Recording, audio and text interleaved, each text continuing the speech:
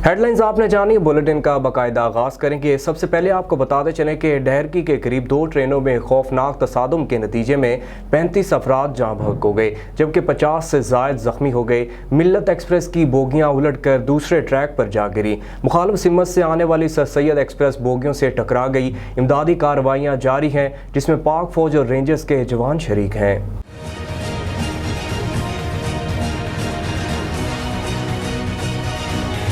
तर्जुमान railway के मुताबिक train हादसा रात 3:45 के करीब हुआ। मिल्लत एक्सप्रेस हादसे के फौरी बाद सर सैयद एक्सप्रेस ट्रैक पर गिरी बोगियों से जा टकराई। मिल्लत एक्सप्रेस के ड्राइवर को कम्युनिकेशन सिस्टम दस्तयाब है। सर सैयद एक्सप्रेस ने वल्हार स्टेशन को 3:25 पर क्रॉस किया।